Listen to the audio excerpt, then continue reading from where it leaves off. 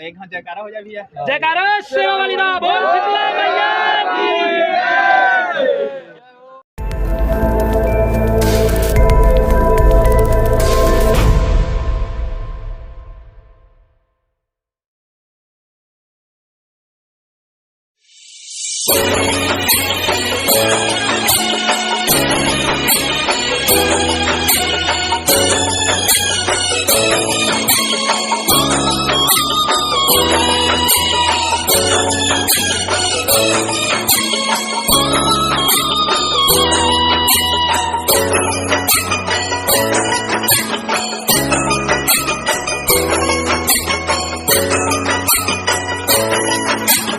Dynamic Zone. Dynamic Zone.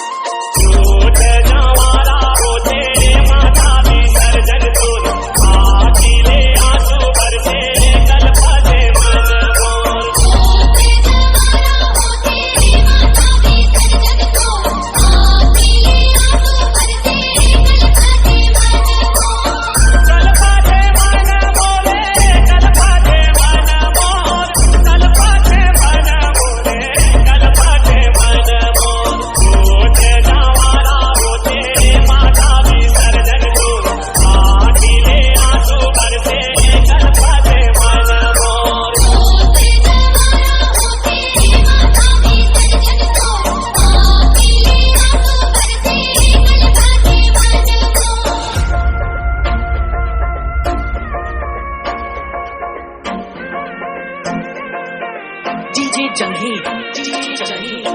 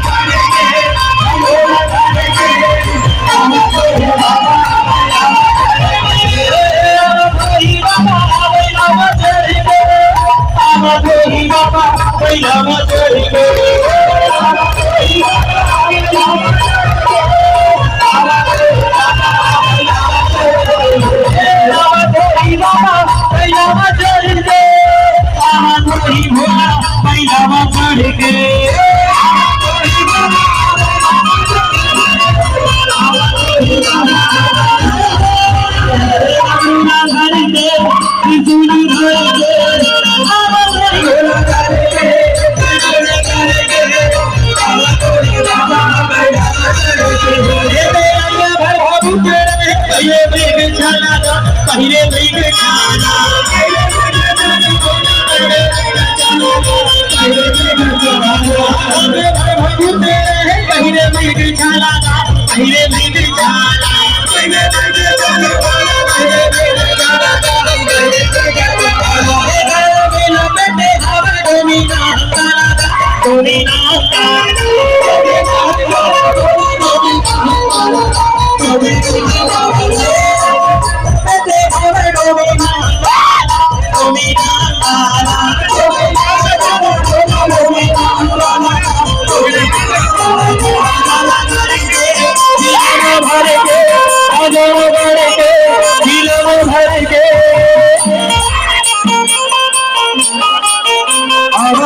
Bhola कोई लगे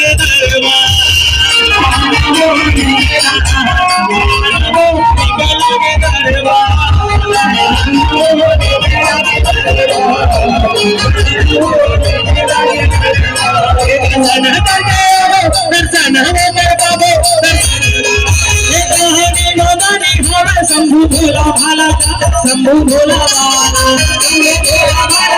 शंभू भोला शंभू भोला भाला शंभू भोला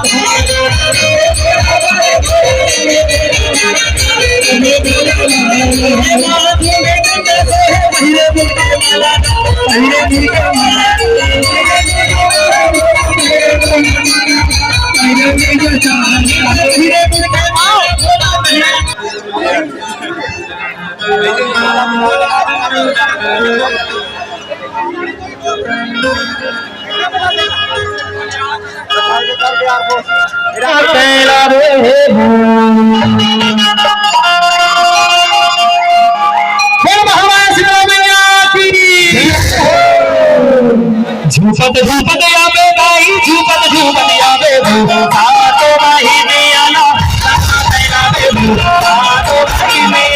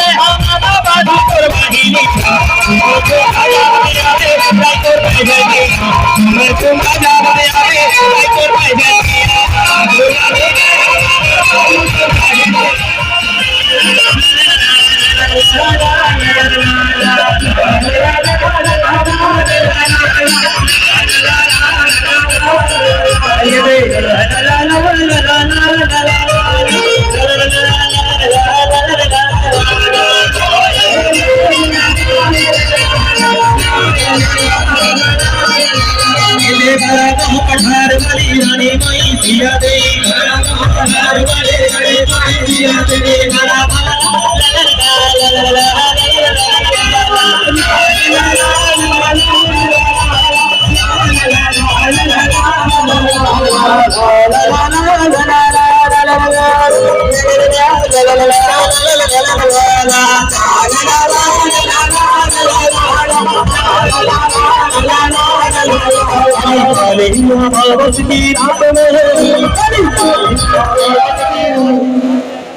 काली मोहब्बत काले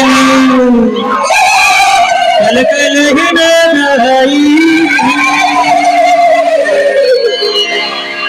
तो कलर कलर कर कलर कलर कर हुआ काली वो कंकालिन कल कल ही दहाई काली वो कंकालिन कल कल ही दहाई कलर कलर करे